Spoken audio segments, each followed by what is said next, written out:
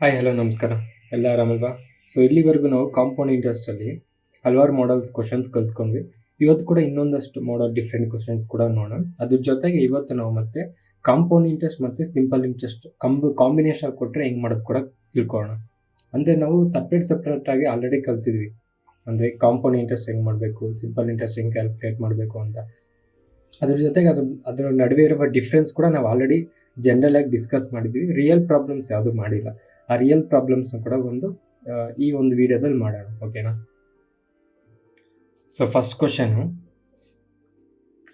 A sum of money lent at compound interest amounts to 24,200 in 2 years and to 29,282 in 4 years. Find the sum and rate of interest. So ನಮಗೆ ಈ ಕ್ವಶನಲ್ಲಿ principal amount ಕೂಡ ಕೇಳ್ತಾ ಇದ್ದಾರೆ, some ಕೂಡ ಕೇಳ್ತಾ ಇದ್ದಾರೆ, rate of interest ಕೂಡ ಕೇಳ್ತಾ ಇದ್ದಾರೆ. ಸೊ ಪ್ರಿನ್ಸಿಪಲ್ಲು ಗೊತ್ತಿಲ್ಲ, ಕಂಡುಹಿಡಿಬೇಕು. ನಮಗೆ ರೇಟ್ ಆಫ್ ಇಂಟ್ರೆಸ್ಟು ಗೊತ್ತಿಲ್ಲ, ಕಂಡುಹಿಡಿಬೇಕು. ಟೈಮು ನಮಗೆ 2 years ಕೊಟ್ಟಿದ್ದಾರೆ ಆ್ಯಂಡ್ 4 years ಕೊಟ್ಟಿದ್ದಾರೆ, ಕರೆಕ್ಟ್ ಅಲ್ವಾ? 2 years ಅಮೌಂಟ್ ಕೊಟ್ಟಿದ್ದಾರೆ, 4 years ಕೊಟ್ಟಿದ್ದಾರೆ. ನಮಗೀಗ ಇದರಲ್ಲಿ ಅಮೌಂಟ್ ಕೊಟ್ಟಿರೋದು, ಕರೆಕ್ಟ್ ಅಲ್ವಾ? ಅಮೌಂಟು ಎಷ್ಟು ವರ್ಷದ ಕೊಟ್ಟಿದ್ದಾರೆ? 2 years ಅಮೌಂಟ್ ಅಂತಂದರೆ compound interest plus principal. So 2 years amount 24,200 ಕೊಟ್ಟಿದ್ದಾರೆ, 4 years 29,282 ಕೊಟ್ಟಿದ್ದಾರೆ ಅಲ್ವಾ? ಈಗ ನಮಗೇನು ಕೇಳ್ತಾ ಇದ್ದಾರೆ? ರೇಟ್ ಆಫ್ ಇಂಟ್ರೆಸ್ಟು ಮತ್ತು ಸಮ್ಮು ಕೇಳ್ತಾ ಇದ್ದಾರೆ. ಸೊ ನಮಗೆ ಸಮ್ ಬೇಕು ಅಂತಂದರೆ ಫಸ್ಟು ನಮಗೆ ರೇಟ್ ಆಫ್ ಇಂಟ್ರೆಸ್ಟ್ ಕಂಡುಹಿಡಿಯಬೇಕಾಗುತ್ತೆ.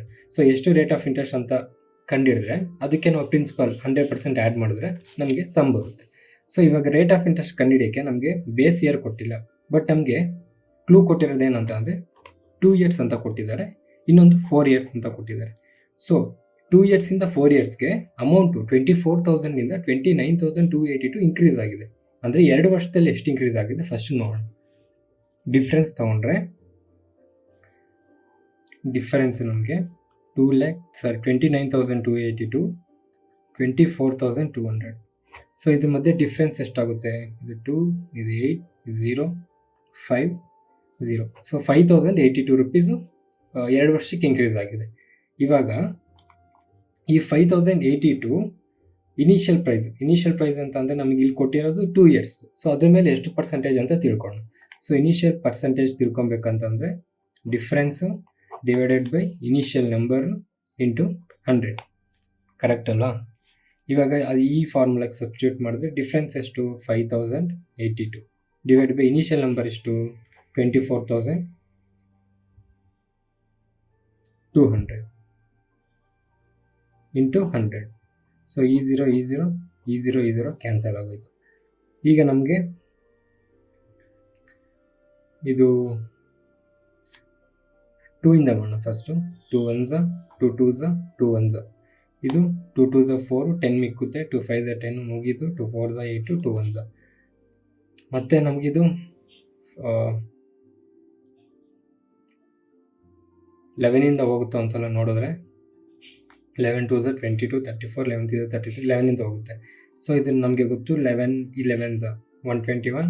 ಇದು 11 2s 22, 34 ಮಿಕ್ಕುತ್ತೆ. 11 3s 33, 11 ಮಿಕ್ಕುತ್ತೆ.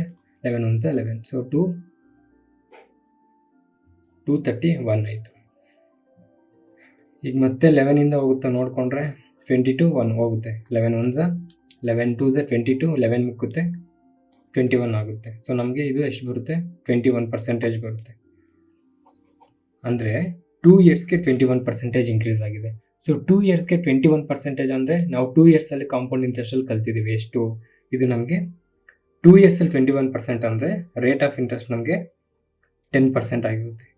ಸೊ ಈ 10% ಹೆಂಗೆ ಬಂತು ಅಂತ ಅಂದರೆ 10 + 10 + 1.0 ಸ್ಕ್ವಯರ್. ಸೊ ಇದು ನಮಗೆ 21% ಆಗುತ್ತೆ. ಇದು ನಾವು 2 years ಕಾಂಪೌಂಡ್ ಇಂಟ್ರೆಸ್ಟ್ 2 yearsಲ್ಲಿ ಕಂಡುಹಿಡಿಯೋದು ಹೆಂಗೆ ಅಂತ ತಿಳ್ಕೊಂಡಿದ್ವಿ. ಅದರಲ್ಲಿ ನಮಗೆ ಇದು ಗೊತ್ತು. ಸೊ 10% ಅಂದರೆ 21%. ಇವಾಗ ತುಂಬ ಹುಷಾರಾಗಿ ಕೇಳಿ, ಇದನ್ನು ಕರೆಕ್ಟಾಗಿ ನೆನ್ಪಿಟ್ಕೊಳ್ಳಿ, ಗಮನ ಇಟ್ಟು ಕೇಳಿ. ಈಗ ಅವ್ರು ನಮಗೆ ಕೊಟ್ಟಿರೋದು 2 ಇಯರ್ಸಿಂದ 4 ಇಯರ್ಸ್, ಅಂದರೆ 0 ಇಯರಿಂದ 2 ಇಯರ್ಸ್ಗೆ ಎಷ್ಟು ಅಂತ ನಮ್ಗೆ ಗೊತ್ತಿಲ್ಲ. 2 ಇಯರಿಂದ 4 ಇಯರ್ಸ್ಗೆ 21% ಇನ್ಕ್ರೀಸ್ ಆಗಿದೆ. ಅಂದರೆ 0 ಇಂದ 2ಗೂ 21% ಇನ್ಕ್ರೀಸ್ ಆಗಿರ್ಬೇಕಲ್ವಾ? ಅಂದರೆ ಎವ್ರಿ 2 ಇಯರ್ಸ್ಗೆ 21% ಇನ್ಕ್ರೀಸ್ ಆಗಿರ್ಬೇಕಲ್ವಾ? ಅರ್ಥ ಆಗ್ತಿದೆಯಾ? ಅಂದರೆ ನಾವು ಲಾಸ್ಟ್ ವಿಡಿಯೋಲಿ ಒಂದು ಕ್ವಶನ್ ಮಾಡಿದ್ವಿ, ಅದು 7 ಟೈಮ್ಸು 3 ಇಯರ್ಸ್ಗೆ 7 ಟೈಮ್ಸ್ ಇದ್ದಿದ್ದು 32 ಟೈಮ್ಸು ಯಾವಾಗ ಆಗುತ್ತೆ ಅಂತ. ಕರೆಕ್ಟ್ ಅಲ್ವಾ? ಸಾರಿ, 3 ಟೈಮ್ಸ್ ಅಲ್ಲ, 7 ಟೈಮ್ಸ್. ಒಂದು ಸಮ್ಮು 7 ಇಯರ್ಸಲ್ಲಿ ಡಬಲ್ ಟೈಮ್ಸ್ ಆದರೆ 100 ಇದ್ದು 200 ಆಗೋಕ್ಕೆ 7 ಇಯರ್ಸ್ ತಗೊಂಡ್ರೆ ಅದು 35 ಟೈಮ್ಸ್ ಆಗೋಕ್ಕೆ ಏನು ಮಾಡಿದ್ವಿ ಅಂತ. ಸೊ ಅದ್ರಲ್ಲಿ ನೀವು ನೋಡಿದ್ರೆ ನಾವು ಫಸ್ಟ್ 100ಇಂದ 200 ಹಾಕೊಂಡ್ವಿ, 200ಇಂದ ಮತ್ತೆ ಅದ್ರ ಡಬಲ್ 400 ಹಾಕೊಂಡ್ವಿ. ಸೇಮ್ ಅದೇ ಥರ ಇಲ್ಲಿ ಫಸ್ಟು 0ಇಂದ 2 ಆಗುತ್ತೆ, 2 ಇದ್ದಿದ್ದು 4 ಆಯಿತು. ಸೊ ಇಲ್ಲಿ ನಮಗೆ ಅಲ್ಲಿ 7 ಇಯರ್ಸ್ ಹಾಕೊಂಡ್ವಿ, ಇಲ್ಲಿ 21% ಹಾಕೊಂತೀವಿ. ಮತ್ತೆ 6 ಇಯರ್ ಅಂದರೂ ಕೂಡ ಇಲ್ಲಿ 21% ಆಗುತ್ತೆ. ಅಂದರೆ ಇಯರ್ ಮತ್ತು ಗ್ಯಾಪು ನಮಗೆ ಈ 2 ಇಯರ್ಸ್ಗೂ ಈ 2 ಇಯರ್ಸ್ಗೂ ಗ್ಯಾಪು 21%. ಸೊ ಇದರಿಂದ ನಾವೇನು ತಿಳ್ಕೊಬೋದು, 121% ನಾವು 24,200 ಅನ್ಕೋಬೋದಾ? ಸೊ 121% 24,200 ಯಾಕೆ ಅಂತ ಅಂದರೆ ಇದು 2 ಇಯರ್ಸಿಗೆ ಕೊಟ್ಟಿರೋದು. ಅಂದರೆ 0 ಇಯರ್ ಬೇಸ್ ಇಯರ್ ಪ್ರಿನ್ಸಿಪಲ್ಲು ಇಲ್ಲೇ ಬರೆದ್ಬಿಡ್ತೀನಿ, 0 ಇಯರು ನಮಗೆ ಪ್ರಿನ್ಸಿಪಲ್ ಆಗುತ್ತೆ. ಸೊ ಸ್ಟಾರ್ಟಿಂಗ್ ಅಮೌಂಟು ನಮಗೆ 100% ಅಂತ ತೊಗೊಂಡ್ರೆ ಈ 2 ಇಯರ್ಸ್ನ ನಾವು 121% ಅಂತ ತೊಗೊಬೋದಲ್ವಾ? ಸೊ 2 ಇಯರ್ಸ್ಗೆ 21% ಇನ್ಕ್ರೀಸ್ ಆಗಿದೆ ಅಲ್ವಾ? ಸೊ ಅದೇ ತಾನೇ ನಾನು ಇಲ್ಲಿ ತೊಗೊತಿರೋದು. ಇವ್ರು ಏನು ಕೊಟ್ಟಿದ್ದಾರೆ, 2 ಇಯರ್ಸ್ಗೆ 24,200 ಅಂತೆ. ಸೊ 100% ಎಷ್ಟು? ಸೇಮ್. ಮತ್ತು ಈ ಒಂದು ಈಕ್ವೇಷನ್ ನಮಗೆ ಬಂದುಬಿಟ್ರೆ ನಮ್ಗೆ ಆನ್ಸರ್ ಬರುತ್ತೆ. ಸೊ ಈ ಈಕ್ವೇಷನ್ಗೆ ಹೆಂಗೆ ನಾವು ಕೊಟ್ಟಿರೋ ಇನ್ಫಾರ್ಮೇಷನ್ನ ತಗೊಂಡು ಈ ಈಕ್ವೇಷನ್ಗೆ ಹೆಂಗೆ ತರಿಸೋದು ಅಂತಾನೆ ತುಂಬ ನಿಧಾನ ಕೇಳ್ತಾ ಇದ್ದೀನಿ, ಅರ್ಥ ಆಗಬೇಕು ಅಂತ ಅಷ್ಟೇ. ಇಲ್ಲಾಂದರೆ ಇವೆಲ್ಲ ಜಸ್ಟ್ 1 ನಿಮಿಷದ question. 24 into 24,200 into 100 divided by 121. ನಮಗಿದು 121 1 121 2 242 2 0 ಹಂಗೆ ಹಾಕೊತೀನಿ. 200 ಇಂಟು 100 ನಮಗಿದು 20,000 ಅಲ್ವಾ? ಸೊ ಪ್ರಿನ್ಸಿಪಲ್ ಅಮೌಂಟ್ ಎಷ್ಟು ಅಂತ ಕೇಳಿದ್ರೆ ನಮಗೆ ಸಮ್ ಎಷ್ಟು ಅಂತ ಅಂದರೆ principal amount 20,000, rate of interest 10%. Correct ಅಲ್ವಾ? ಅಂದರೆ ಇದು ಕನ್ಫ್ಯೂಸ್ ಆಗಿಬಿಡಿ. ಈ 0 ಇಂದ 2ಗೆ ನಮಗೆ ಇಂಟ್ರೆಸ್ಟ್ ಅನ್ನೋದು ಮಾತ್ರ 21% ಇನ್ಕ್ರೀಸ್ ಆಗ್ತಾ ಇರುತ್ತೆ, ಪ್ರಿನ್ಸಿಪಲ್ ಜೊತೆಗಲ್ಲ. ಸೊ ಇವಾಗ ಒಂದು ಕ್ಲಾರಿಟಿ ಬಂತಲ್ವಾ? ಓಕೆ. ಸೊ ಇವಾಗ ಇನ್ನೊಂದು ಸಮ್ಮು ಸೇಮ್ ಅದೇ ಥರ, ಬಟ್ 3 ಇಯರ್ಸ್. ಇವಾಗ ಸೇಮ್ ಸಮ್ ಅಂದ್ಕೊಳ್ಳಿ, ನಂಬರ್ಸ್ ಚೇಂಜ್ ಅಷ್ಟೇ. A sum of money lent at compound interest amounts to 12,100 in 2 years and to 16,105.10 in 5 years. Find the sum and rate of interest. Same ಮತ್ತೆ ನಮಗೆ principal rate of interest ಕೇಳ್ತಾ ಇದ್ದಾರೆ. So principle ಗೊತ್ತಿಲ್ಲ, rate of interest ಗೊತ್ತಿಲ್ಲ. ನಮಗೆ amount ಕೊಟ್ಟಿದ್ದಾರೆ, ಎಷ್ಟು ವರ್ಷದ ಕೊಟ್ಟಿದ್ದಾರೆ, 3 ಇಯರ್ಸ್ ಅಮೌಂಟು ನಮಗೆ 12,100 ಕೊಟ್ಟಿದ್ದಾರೆ. ಸಾರಿ, 2 ಇಯರ್ಸ್ ಅಮೌಂಟ್ ಇದು, 2 ಇಯರ್ಸ್ದು 12,100. ಅದಾದಮೇಲೆ 5 ಇಯರ್ಸ್ ಕೊಟ್ಟಿದ್ದಾರೆ 16,105.10. ನಮಗೆ ಇದು ಏನಾಗಿರುತ್ತೆ, amount compound interest plus principal ಆಗಿರುತ್ತೆ. ಅಂದರೆ ಇದರಲ್ಲಿ ಆಲ್ರೆಡಿ ಇಂಟ್ರೆಸ್ಟ್ ಅನ್ನೋದು ಆ್ಯಡ್ ಆಗಿರುತ್ತೆ. ಈಗ ನಮಗೆ 2 ಮತ್ತು 5 ಇಯರ್ಸ್ಗೂ ಡಿಫ್ರೆನ್ಸ್ ಎಷ್ಟು, 3 ಇಯರ್ಸ್. ಆ 3 ಇಯರ್ಸ್ ಇಂಟ್ರೆಸ್ಟ್ ಎಷ್ಟು ಅಂತ ತಿಳ್ಕೊಂಡ್ರೆ ನಮಗೆ ಮತ್ತೆ ಪರ್ಸೆಂಟೇಜ್ ಎಷ್ಟು ಅಂತ ಗೊತ್ತಾಗ್ಬಿಡುತ್ತೆ. ಸೊ ಇವಾಗ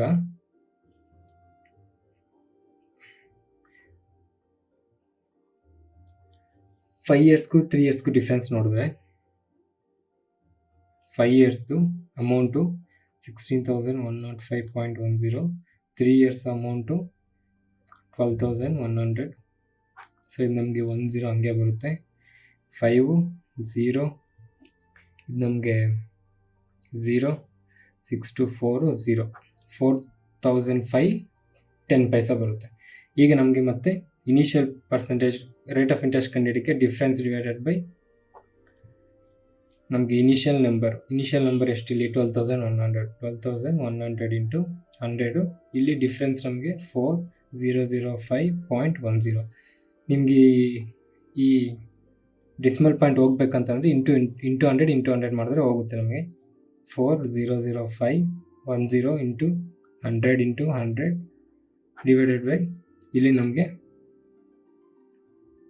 ಸಾರಿ ಇಲ್ಲಿ ಆಲ್ರೆಡಿ ನಾನು ಡೆಸಿಮಲ್ ತೆಗೆದಿದ್ದೀನಿ, ಇಲ್ಲಿ ಬರ್ಕೊಳ್ಳೋಂಗಿಲ್ಲ. ಕೆಳಗಡೆ 12100 ಇಂಟು 100. ಸೊ ಈ 100 ಕ್ಯಾನ್ಸಲ್ ಆಗೋಗುತ್ತೆ, ಈ 10 ಕ್ಯಾನ್ಸಲ್ ಆಗುತ್ತೆ. ಸೊ ಇವಾಗ ನಾವು ಇದನ್ನು ಯಾವುದಿಂದ ಮಾಡೋಣ? ಈ 11ಇಂದ ಹೋಗುತ್ತಲ್ವ, 11 1 11 ಇರುತ್ತೆ, 1 10 ಆಗುತ್ತೆ. ಇದು ನಾವು 11ಇಂದ ಮಾಡಿದ್ರೆ 11 3 33, 6 ಮಿಕ್ಕಿರುತ್ತೆ, 11 70 ಮಿಕ್ಕಿರುತ್ತೆ, 11 6 66, 45, 11 4 44, 11 1 11 3641 ಬರುತ್ತೆ. So 3641 divided by 110. ಸೊ ಮತ್ತೆ ನಾವು 11ಇಂದ ಮಾಡ್ಬೋದು. ಇದು 11 10s ಆಗುತ್ತೆ, ಇದು 11 3 33, 34 ಇರುತ್ತೆ, 11 3 33, 11 ಇರುತ್ತೆ, 11 1 11, 331 ಡಿವೈಡೆಡ್ ಬೈ 10 ನಮಗೆ 33.1% ಬರುತ್ತೆ. ಇದು ಎಷ್ಟು ವರ್ಷಕ್ಕೆ? 3 ಇಯರ್ಸ್ಗೆ. 3 ಇಯರ್ಸ್ಗೆ 33.1% ಅಂದರೆ ನಮಗೆ ಗೊತ್ತು, 3 ಇಯರ್ಸ್ಗೆ 33.1% ಅಂದರೆ ದಟ್ ಇಂಪ್ಲಾಯ್ಸ್ ಇದು 10% ಪರ್ ಆ್ಯನಮ್ ಆಗಿರುತ್ತೆ. ಹೆಂಗೆ ಅಂತ ಅಂದರೆ ಇದು ನಮಗೆ 10 + 10 + 10 + 1 square + 1 square + 1 square + 1 cube divided by 10 ಆಗಿರುತ್ತೆ, ವಿಚ್ ಮೀನ್ಸ್ 33.1%. ಇದನ್ನು ನಾವು 3 ಇಯರ್ಸ್ ಕಾಂಪೌಂಡ್ ಇಂಟ್ರೆಸ್ಟಲ್ಲಿ ಕಲ್ತಿದ್ದೀವಿ, ಕರೆಕ್ಟ್ ಅಲ್ವಾ? ಸೊ ಇವಾಗ 1 ಇಯರ್ಗೆ 10% ಅಂದರೆ ಸ್ಟಾರ್ಟಿಂಗ್ ಅವ್ರು ಏನು ಕೊಟ್ಟಿದ್ದಾರೆ 2 ಇಯರ್ಸ್. ಸೊ 2 ಇಯರ್ಸ್ಗೆ ಏನಾಗುತ್ತೆ 21%. ಸೊ ನಾವು ಅದನ್ನು 121% ಅಂತ ತಗೊಬೋದಲ್ವ. ಸೊ 121% ನಮಗೆ 12,100 ಆದರೆ 100% ಎಷ್ಟು? ಸೊ ಇದು ಇಂಟು 1, ಇದು ಇಂಟು 1 ಮಾಡಿದ್ರೆ 001,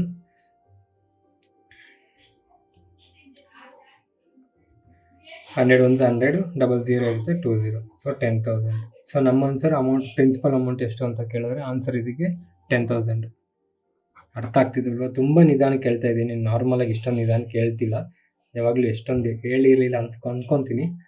ಓಕೆ, ಅದೇನೋ ಬಿಡಿ. Next question.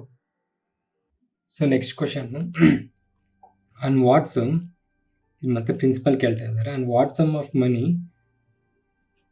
Will the compound interest be 1,05,168 in 3 years at 16% per annum. So ನಮಗೆ ಪ್ರಿನ್ಸಿಪಲ್ ಕೇಳ್ತಾ ಇದ್ದಾರೆ, ಪ್ರಿನ್ಸಿಪಲ್ ಕೊಟ್ಟಿಲ್ಲ, ಟೈಮು 3 ಇಯರ್ಸ್ ಕೊಟ್ಟಿದ್ದಾರೆ, rate of interest 16% per annum ಕೊಟ್ಟಿದ್ದಾರೆ.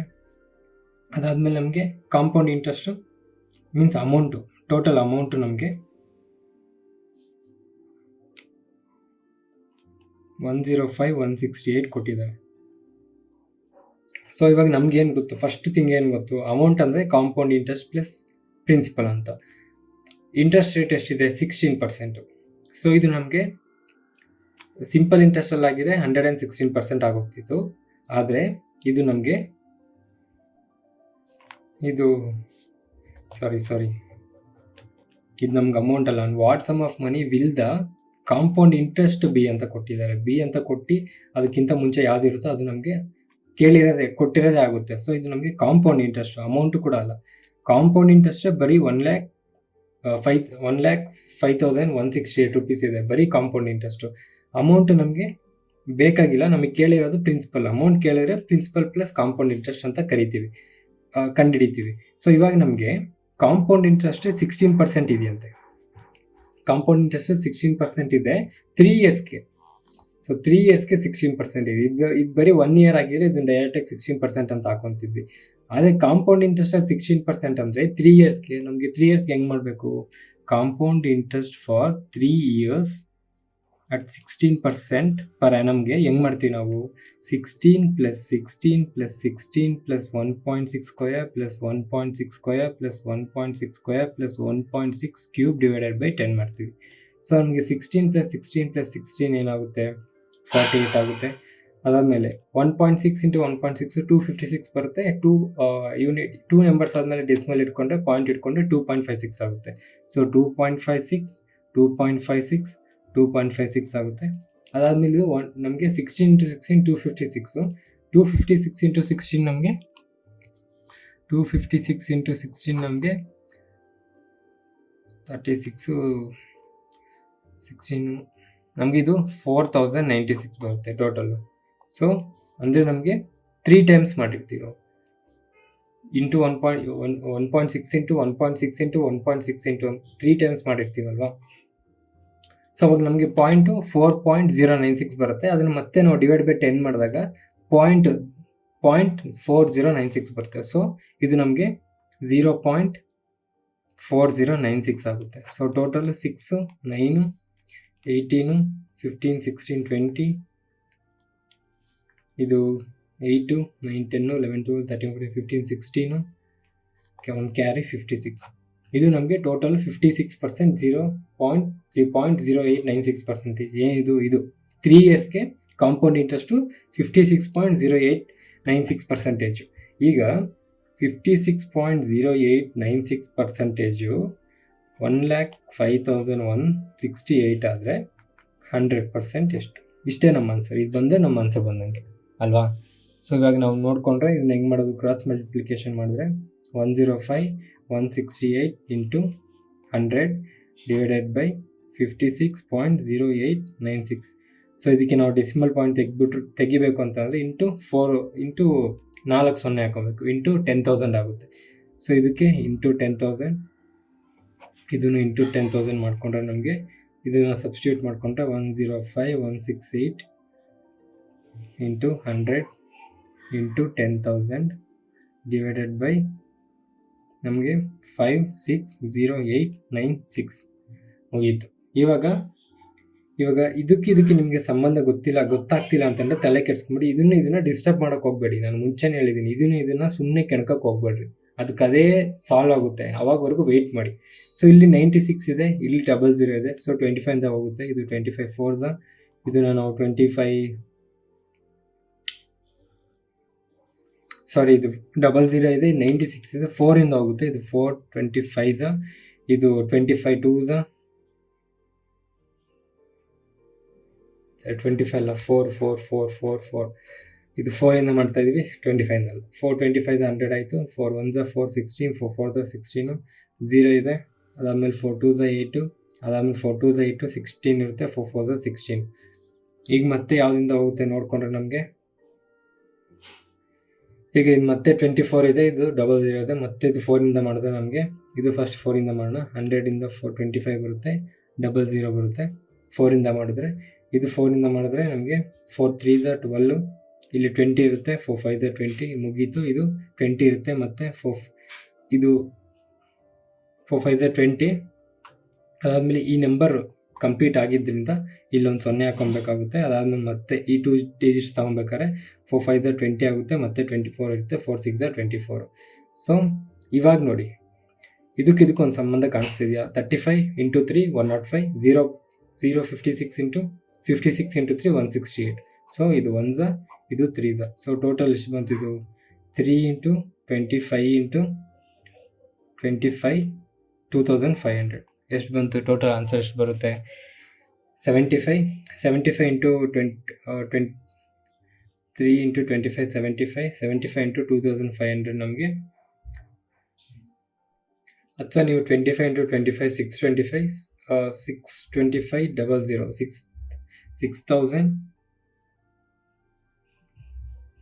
62,500 × 3 ಮಾಡಿದ್ರೆ ನಿಮಗೆ 1,87,500 ಬರುತ್ತೆ. ಒಟ್ಟು ನಿಮಗೆ ಕ್ರಾಸ್ ಮಲ್ಟಿಪ್ಲಿಕೇಶನ್ ಇಂಟು ಅದೆಲ್ಲ ಮಲ್ಟಿಪ್ಲೈ ಮಾಡಿದಾಗ 1,87,500 ಬರುತ್ತೆ.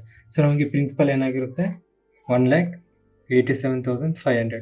ಅಂದರೆ ಇದೆಲ್ಲ ನಾವು ಸ್ಟಾರ್ಟಿಂಗ್ ಮಾಡ್ತಾ ಇರೋದ್ರಿಂದ ನಮಗೆ ಟೈಮ್ ತೊಗೊತಾ ಇರುತ್ತೆ, ಅಂದರೆ ಸ್ವಲ್ಪ ಕಷ್ಟ ಅನಿಸ್ತಾ ಇರುತ್ತೆ. ನೀವು ಪ್ರಾಕ್ಟೀಸ್ ಮಾಡ್ತಾ ಮಾಡ್ತಾ ಆರಾಮಾಗಿ ಬರುತ್ತೆ, ತಲೆ ಕೆಡ್ಸ್ಕೊಂಬಿಡಿ. ಇವಾಗ ಕ್ರಿಕೆಟು ಅಷ್ಟೇ ಅಪ್ಪ, ನೀವೀಗ ನೀವು ಪ್ರಾಕ್ಟೀಸೇ ಮಾಡಿಲ್ಲ, ನಿಮ್ಗೆ ಆಡೋಕ್ಕೆ ಬರಲ್ಲ ಅಂದರೆ ಅವ್ರು ಎಂಥ ಬಾಲ್ ಹಾಕಿದ್ರು ನಿಮ್ಗೆ ಆಡೋಕ್ಕೆ ಬರಲ್ಲ. ನೀವು ಪ್ರಾಕ್ಟೀಸ್ ಮಾಡ್ತಾ ಮಾಡ್ತಾ ಒಂದೊಂದು ಬಾಲ್ಗೆ ವಿರಾಟ್ ಕೊಹ್ಲಿ ಥರ 4 ಶಾಟ್ ಹೊಡೆದ್ರೆ ಅವನು ಔಟ್ಸೈಡ್ ಆಫ್ ಸೈಡ್ ಬಾಲ್ ಹಾಕಿದ್ರೆ ನೀವು ಅದನ್ನು ಕವರ್ ಡ್ರೈವರ್ ಹೊಡಿಬೋದು, ಇಲ್ಲ ಸೀದಾ ಮೇಲೆ ಕರೆ ಹೊಡಿಬೋದು, ಇಲ್ಲ ಲಾಂಗ್ ಸಿಕ್ಸರ್ ಲಾಂಗ್ ಆಫ್ಗೂ ಹೊಡಿಬೋದು, ಅದು ನಿಮ್ಮ ಇಷ್ಟ. ಪ್ರಾಕ್ಟೀಸ್ ಮಾಡ್ತಾ ಮಾಡ್ತಾ ಬರ್ತಾ ಇರುತ್ತಲ್ವ, ಸೇಮ್ ಇದು ಅದೇ ಥರನೇ ಮ್ಯಾಥ್ಸು. ಪ್ರಾಕ್ಟೀಸ್ ಮಾಡ್ತಾ ಮಾಡ್ತಾ ಇನ್ನೂ ಅಷ್ಟು ಬರ್ತಾ ಇರುತ್ತೆ. ಇಷ್ಟೊಂದು ಟೈಮ್ ಹಿಡಿತಿದ್ಯಾ ಅಂತ ಅಂದ್ಕೊಂಡ್ರೆ ನೀವು, ನಾನೀಗ ಫಾರ್ಮುಲಾ ಬರೀತಾ ಇದ್ದೀನಿ, P × 1 + R/100 T ಅಂತಂದರೆ ಟೈಮು ಮೈನಸ್ P. ಇದು ಫಾರ್ಮುಲಾ. ಈ ಫಾರ್ಮುಲಾದಲ್ಲಿ ಇದನ್ನು ಮಾಡಿ ನೋಡಿ, ಎಷ್ಟೊತ್ತಾಗುತ್ತೆ ನೀವೇ ನೋಡಿ, ಮಾಡಿ ನೋಡಿ ಒಂದ್ಸಲ, ನಿಮಗೆ ಗೊತ್ತಾಗುತ್ತೆ. ಸೊ ಇನ್ನೊಂದು ಕ್ವಶನು, ಈ some of rupees 10,000 is lent for 2 years at 20% per annum compound interest calculated for every 6 months. Find the amount. ಅಂದರೆ ಸಮ್ ಆಫ್ 10,000 ಅಂದರೆ ಪ್ರಿನ್ಸಿಪಲ್ ಕೊಟ್ಟಿದ್ದಾರೆ 10,000, is lent for 2 years, time ಕೊಟ್ಟಿದ್ದಾರೆ 2 years, ರೇಟ್ ಆಫ್ ಇಂಟ್ರೆಸ್ಟು 10% ಕೊಟ್ಟಿದ್ದಾರೆ. ಆದರೆ rate of interest 20% ಕೊಟ್ಟಿದ್ದಾರೆ. Per annum compound interest calculated for every 6 months, ಅಂದರೆ half yearly. So half yearly ಅಂತಂದರೆ 1 year 2 halves ಇರುತ್ತೆ. ಸೊ 20/2 ಅಂತಂದರೆ ಇದು 10% ಕ್ಯಾಲ್ಕುಲೇಟ್ ಮಾಡಬೇಕಾಗುತ್ತೆ. ಈಗ ಫೈಂಡ್ ದ ಅಮೌಂಟ್ ಕೇಳ್ತಿದ್ದಾರೆ. ಸೊ ಈಗ ನಮಗೆ ಅಮೌಂಟ್ ಕೇಳ್ತಿದ್ದಾರೆ ಅಂದರೆ ಇವಾಗ ನಾವು ಇಲ್ಲಿವರೆಗೂ ಕಲ್ತ್ಕೊಂಡಿರೋ ನಾಲೆಡ್ಜ್ನ ಅಪ್ಲೈ ಮಾಡಿದ್ರೆ ನಮಗೆ ಇದು ವಿತಿನ್ 10 seconds ಆನ್ಸರ್. ಯಾಕಂತ ಅಂದರೆ 2 yearsಗಂತೆ, ಎಷ್ಟು ವರ್ಷಕ್ಕಂತಂದರೆ 2 yearsಗೆ ಎವ್ರಿ 6 months ಕ್ಯಾಲ್ಕುಲೇಟ್ ಮಾಡಿರೋದು. 2 years ಅಂತಂದರೆ 4 times ಆಗುತ್ತೆ ಅಲ್ವಾ, 4 times ಅಂತ ಅಂದ್ಕೊಳ್ಳಿ. 4 times ಅಂದರೆ 4 ಸಲ ಇಂಟ್ರೆಸ್ಟ್ ಕ್ಯಾಲ್ಕುಲೇಟ್ ಮಾಡ್ತಾ ಇದ್ದೀವಿ. ಸೊ 10 × 4 40 ಆಗುತ್ತೆ. ಮೀನ್ಸ್ 4 times ಮಾಡ್ತಾ ಇರ್ತೀವಿ ನಾವು, 10% ಅಂತ. ಅದೇ ಸಿಂಪಲ್ ಇಂಟ್ರೆಸ್ಟ್ ಆಗಿರೋ ಡೈರೆಕ್ಟ್ 40% ಎಷ್ಟು 100% ಎಷ್ಟು ಅಂತ ಕಂಡುಹಿಡಿತಾ ಇದ್ವಿ. ಆದರೆ 10% 4 times ಅಂದರೆ ನಾನು ಆಲ್ರೆಡಿ ಮುಂಚೆ ಲಾಸ್ಟ್ ವೀಡಿಯೋಸಲ್ಲಿ ಎಷ್ಟೊಂದು ಸಲ ಹೇಳಿದ್ದೀನಿ, 10% 4 times ಆಗ್ತಿದೆ ಅಂತ ಅಂದರೆ ಅದ್ರದ್ದು ಇಂಟ್ರೆಸ್ಟು 46.41% ಬಂದಿರುತ್ತೆ ಅಂತ.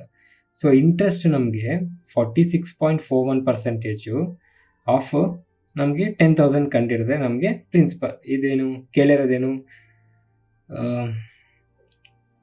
ಫೈಂಡ್ ದ ಅಮೌಂಟ್ ಗೊತ್ತಾಗ್ಬಿಡುತ್ತೆ ಅಲ್ವಾ. So amount principal plus interest add ಮಾಡಿದ್ರೆ ಅಮೌಂಟ್ ಬರುತ್ತೆ.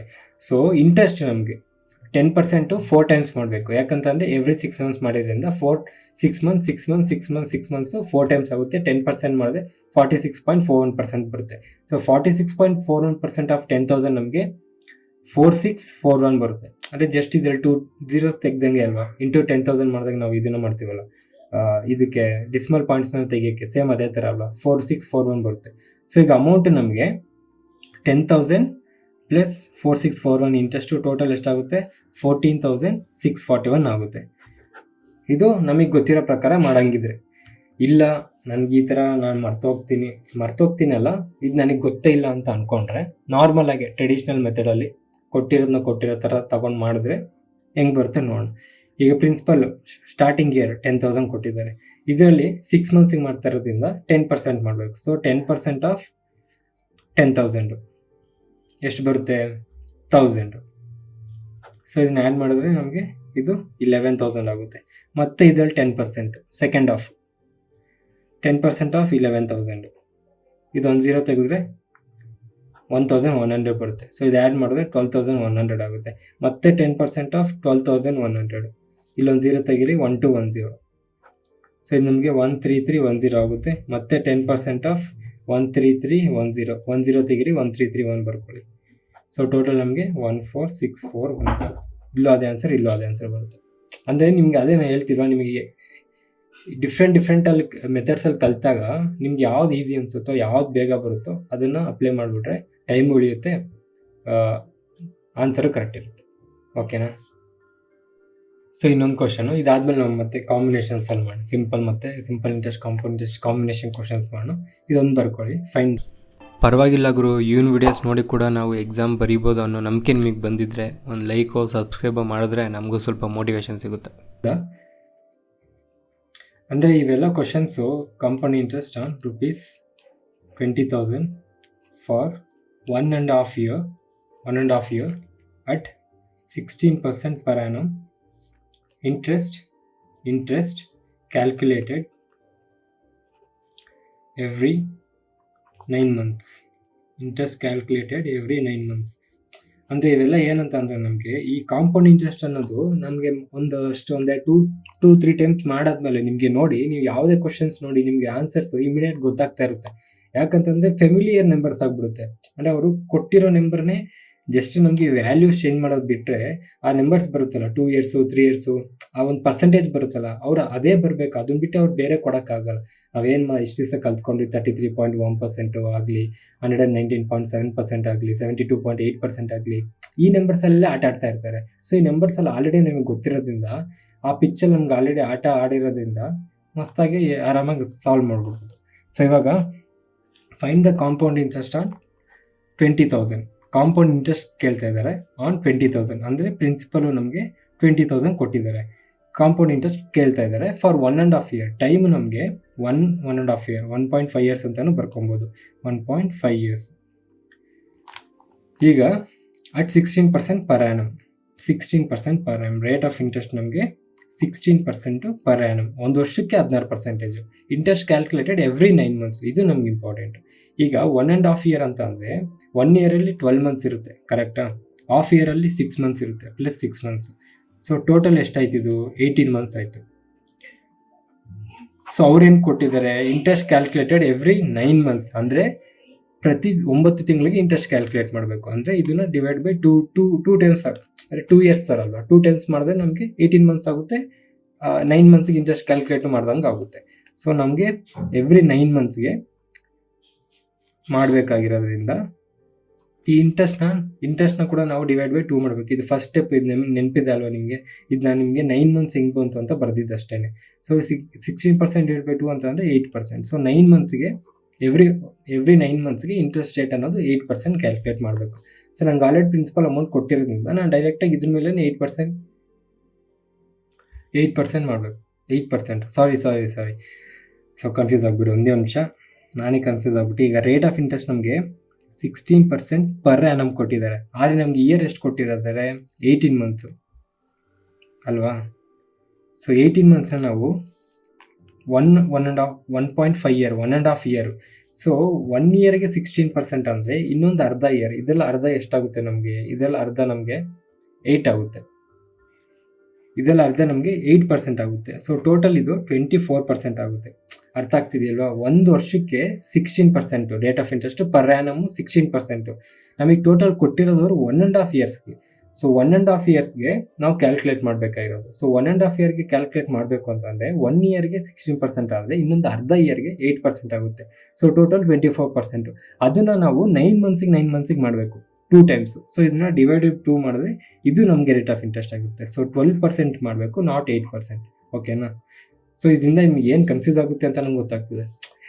ಅಂದರೆ ನನ್ನ ವೀಡಿಯೋಸ್ ಮಾಡೋದ್ರಿಂದ ಒಂದೇ ಒಂದು ಅಡ್ವಾಂಟೇಜ್ ಏನು ಅಂತಂದರೆ ನಾನು ಕಲ್ತ್ಕೊತಾ ನಿಮಗೂ ಹೇಳ್ತಾ ಇದ್ದೀನಿ. ಅದಕ್ಕೋಸ್ಕರ ನಾನು ಎಷ್ಟೊಂದು ಮಿಸ್ಟೇಕ್ಸ್ ಮಾಡ್ತೀನಿ.